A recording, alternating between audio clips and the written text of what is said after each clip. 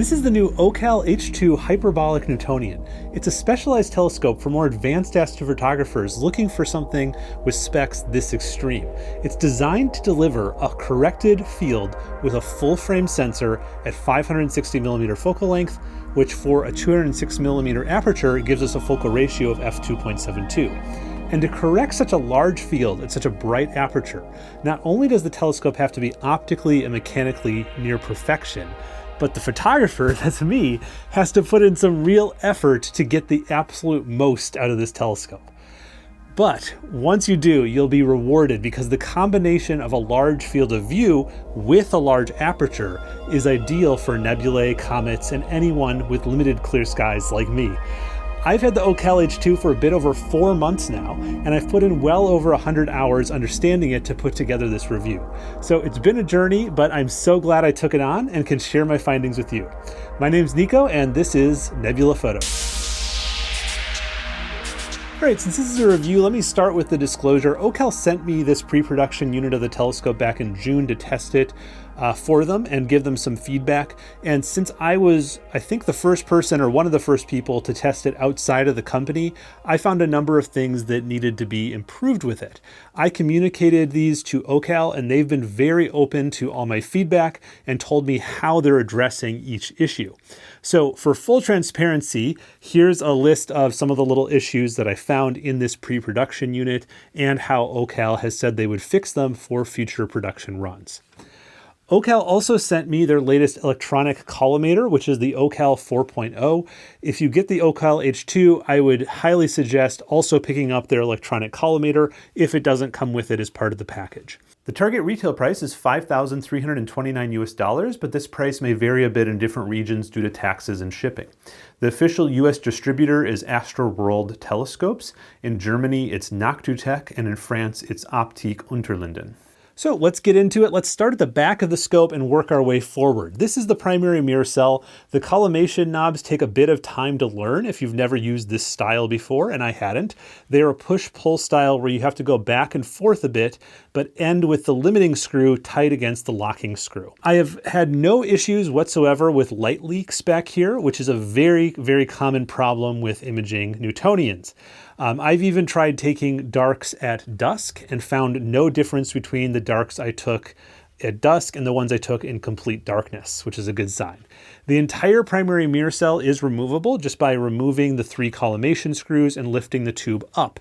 But before you do this, you need to remove the magnetic dew heater cable from its power source inside the tube. This just pulls off, but you do need to secure it to the primary mirror cell so it doesn't get caught on anything. There is a handy magnetic inspection port right here on the side of the telescope. This port is opened just by firmly pulling on this blue knob. And this will allow you to stick in something like a rocket blower, just a manual air blower to blow some dust or minor debris off the mirror. The inside of the tube is painted with a special H-2 black coating to eliminate all reflections, or at least 99% of stray light is what's advertised. Attached to one side of the inner tube is the dew heater system, and this has the small dew heater strips going around both the primary and secondary mirrors, and then there is a small piece of glass here on the side that is taking temperature measurements inside the tube. While we're on this topic, the way this works is there's a small control box on the outside, and you power that using a standard 12-volt cable connected to your PC using a USB A to A cable, and then you download and install the dew prevention box software from OCAL's website. And this monitors the temperature inside the telescope. It measures the ambient temperature outside the telescope and the dew point. And with this information, if you put it on auto, which is what I'd recommend, it will just apply heating power when needed, and only as much as needed to prevent condensation from forming on the 2 mirrors. I was running this software every night on auto. I assumed it was working since I wasn't running into any problems, but just as a test one night, I turned the dew prevention software off and went to bed. And sure enough, after a couple hours, I did get condensation on my mirrors, which clearly ruined the data. With the dew heater box running though, I've never run into this. So I can say, this system on auto works very well for me, at least for my location in New Hampshire, where we have very humid air. So I always have this system on. The actual tube of the telescope is made of carbon fiber and it's 4 millimeters thick. The secondary mirror has a fairly complex system for alignment. There are many different options. In addition to the standard 3 precision screws that are the main ones you'll use for secondary collimation, it has a height adjustment to align the focuser, which is this silver knob, and the ability to rotate the whole secondary assembly with these push-pull blue knobs down here, which do hide behind the oversized 80 millimeter secondary mirror. Both the secondary and primary mirrors are made of fused silica, and the secondary is a standard flat plane, while the primary is ground into a hyperboloid shape, which needs a special kind of coma corrector to work. So included is a purpose-built 4-element glass coma corrector that is integrated into the focuser. It can be removed, but you always need this installed when imaging with this telescope. The focuser seems very solidly built. It's silky smooth with all these little sets of ball bearings in special tracks, and it has no problem with holding heavy payloads, even with gravity pulling it down. It does have both tilt adjustment and rotational adjustment built into it. I'll talk more about those in the collimation section. The telescope includes M48 and M54 adapters, so if you're using full frame and have the right spacers, you can go 54 millimeter all the way to avoid vignetting.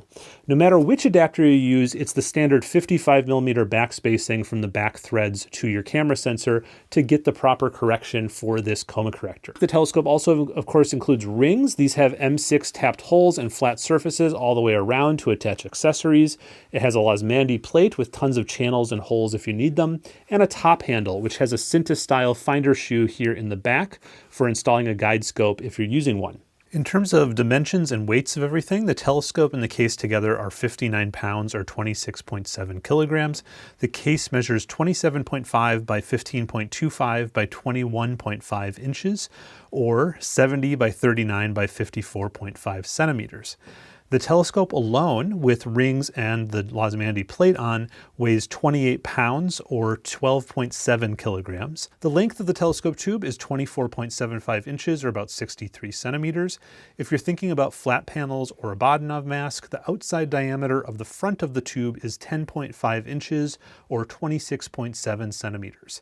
And finally, the height of the tube, which is handy to know for swing diameter, from the bottom of the dovetail plate to the top of the top handle is 14 inches or 35.5 centimeters.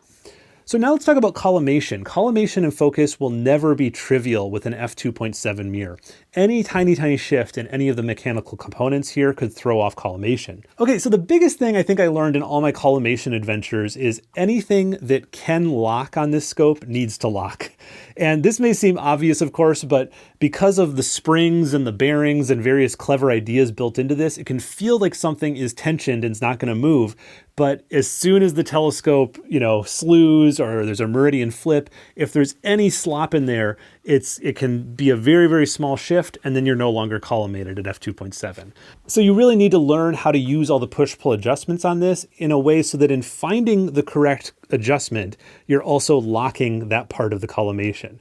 And that skill takes some practice, but the good news is once you do learn it, I found this telescope holds collimation and focus very well through the night, and even it will hold collimation night after night. The second point I want to make is the manual camera angle adjuster, or CAA for short, is used to properly align everything in the published collimation procedure. But if you collimate in the recommended position and then change the rotation after with the CAA, you will lose your collimation and your results won't be good. This is, of course, maybe expected, but what I found surprising is even if you rotate this element first to get to a desired rotation angle and then collimate at that angle, your results still won't be very good. So while the focuser has this CAA and it is needed for the published collimation procedure, it's not a true CAA you can use for framing or aligning your star spikes in a particular way. I found if I wanted to do those things, I needed to use an additional camera angle adjuster, which does eat into your 55 millimeters of backspacing. And the final point I want to make about collimation is I still don't think that I've mastered it with this telescope to the full capability of this telescope. I could get it to a very good result according to ASTAP's tilt analysis tool with just the secondary mirror adjustments. So I'm not sure if it would be, an exercise in futility to go on to the focuser tilt adjustments. That said, I'm always learning more, so that's not necessarily my final word on this.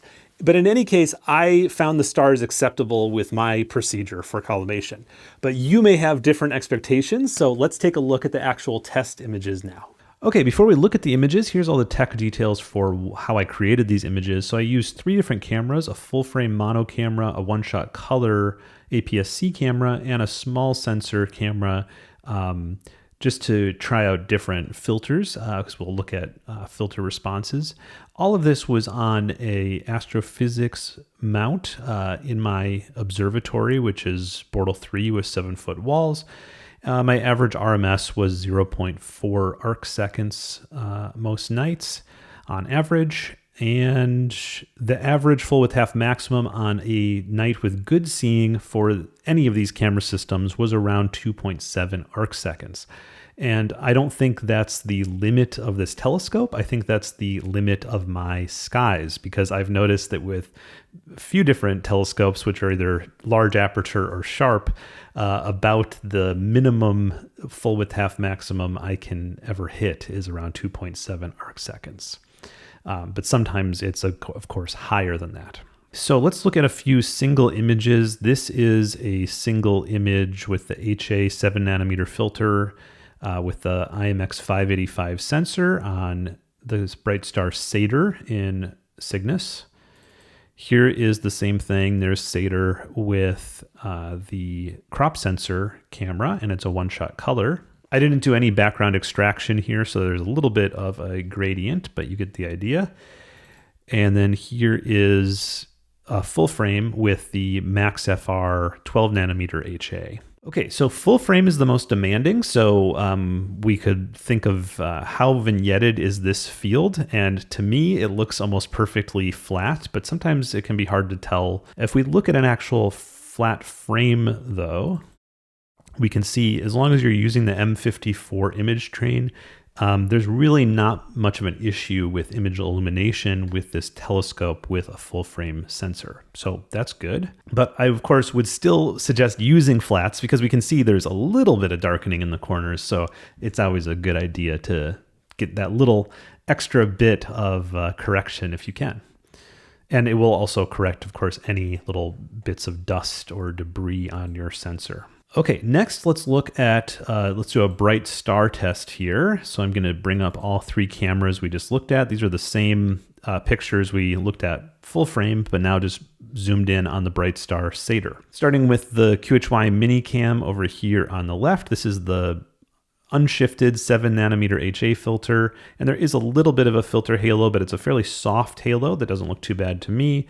Here's the one-shot color camera with no filters, and you can see there's a little bit of messiness to the star profile other than the diffraction spikes. But to me, again, there's a nice like natural blue soft halo of the star that's sort of hiding some of the littler spikes in there. Again, I don't think that looks bad. This one is the only one where I'm like, I would rather not have that. This is the astronomic filter, the 12nm shifted, so it's 4 fast systems.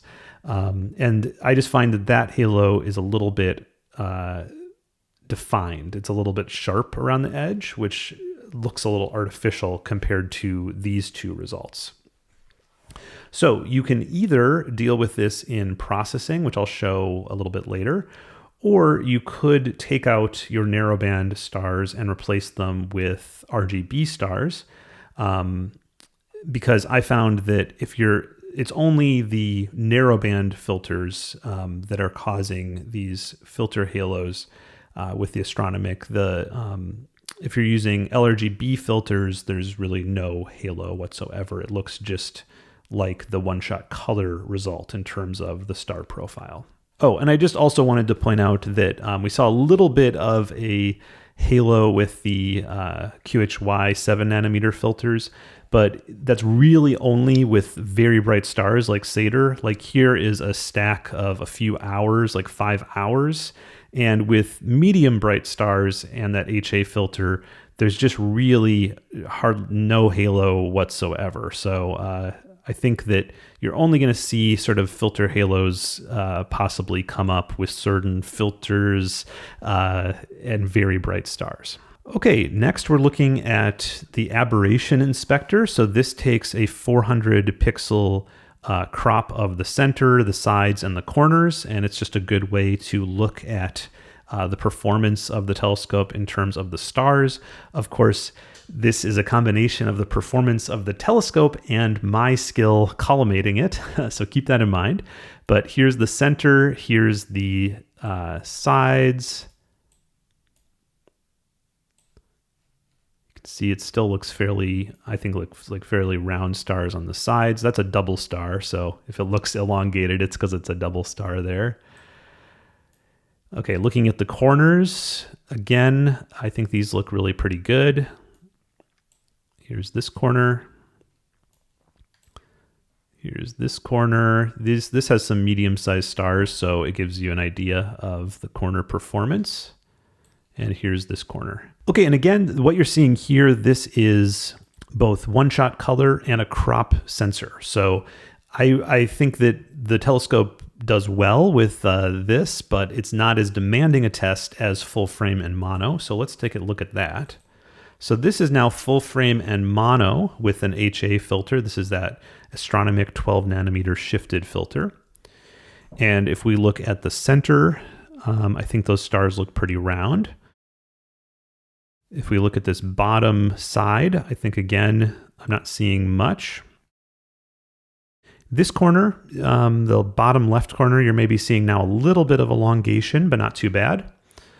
The side looks good. This top left corner, maybe just a tiny bit of elongation, but to me, that's like near perfection. I'm not seeing much issue. Okay, now this side, we're starting to see maybe a little bit more elongation. Here, definitely.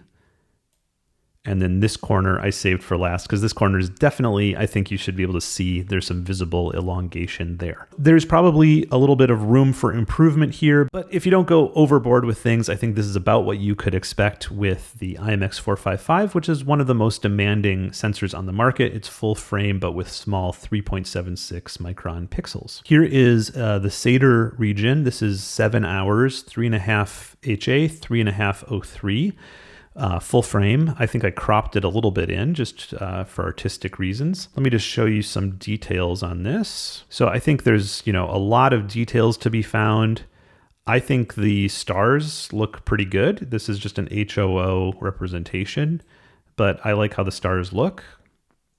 I didn't get RGB stars here. Lots of very fine detail. And I do want to show you Satyr here. I did do some processing to tone down that filter halo, but I think I did a pretty good job. You can see a little bit of it left in there, but I'm happy with how this all turned out. Okay, here's another 7 hour split equally between the HA and O3 filters. No RGB, just HOO. And this is the Lion Nebula. And I was pleasantly surprised that after just 3.5 hours of HA, how much of this background HA nebulosity was coming out around the bright Lion Nebula. I was also really happy to see some cool little details. Like this is a tiny little planetary nebula over here in the field, but it really came out pretty well thanks to the nice aperture with the OCAL H-2 and the very small pixel camera, the ASI 6200mm. So you can see the planetary nebula I was just showing is just that little detail right down there.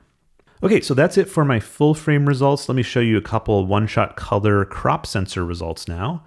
This is just 3 hours of data. So I wanted to show you this because it's an example of what you could do with this telescope once you have it dialed in with just very little time. So if you just had 3 hours of clear sky under a dark sky, you could do something like this with a one-shot color camera. This is, of course, the Shark Nebula in Cepheus. And, if I was doing this with a refractor, I could get to a result like this, but it would take much longer at something like f5 or f7.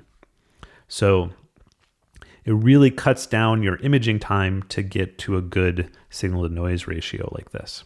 But if you want to go longer and go after an even dimmer dust object, that's an option too with this telescope. And that's where I would really enjoy using it, is going after these dim dust objects that don't get as much love because they're difficult. So this one is LDN 1089 in Cepheus, and it's quite a bit dimmer than the Shark Nebula, but I think it has a lot going on here. I like all these little bits and blobs coming off of it, and the bright blue star down here provides a nice anchor point for the image. Okay, and then the last thing I wanted to show was some of my adventures in near IR that I'm just getting into again after many years, thanks to the QHY Minicam. So this is an HA starless result in NGC 7822, and then this is a near IR result. And it might not look that different at first, but let me blink between the two. So here's the near IR, and there's the HA. And pay attention to these bright structures here first, and watch what happens in the HA. They disappear. They're hidden behind all of this dark dust. Now pay attention to this dark dust cloud right here and watch what happens in the near IR. Whoa. So it's like we're seeing into parts of this dark dust cloud, or seeing through it, I should say. Isn't that cool? So I'm going to have a whole video on this exploration, because I'm still wanting to do more objects and figure it all out and how to process it. But I just wanted to show this early example of what I'm doing with the OCAL H-2 and the Minicam in near IR. And I had this near IR filter, this Sloan Eye, on, and was doing probably this picture here when I was also comet imaging. And then I realized, oh, actually, I can actually see the comet from the observatory. So without even switching filters or refocusing, I just switched over to the comet and got this quick time lapse. But I did want to say that the OCAL H-2 would be a really good telescope for comet hunting due to its large aperture and fast focal ratio. To wrap up my review, I want to talk briefly about who this telescope is for and where it sits in the market. This is an advanced telescope. I think the pricing at over $5,000 US reflects that, and they're likely targeting people who understand why it could or would cost that much, who have tried imaging Newtonians in the past and ran into the typical problems of light leaks, poor mechanical rigidity, and focuser slop, and so forth, that really holds you back from getting the best images. In terms of objects, this is mostly going to appeal to those that really like dim nebulae like me. Dusty regions in Cepheus and Taurus are perfect for this. I didn't get a chance to do much comet imaging yet with the H-2, just that one time lapse, but I think it would be great for that as well. In terms of where it sits in the market, I think you can look at the Takahashi Epsilon series and see that they go from an aperture of 130 to 160 to 180 millimeters. And so in terms of size, this is like the next step up from there at 206 millimeters.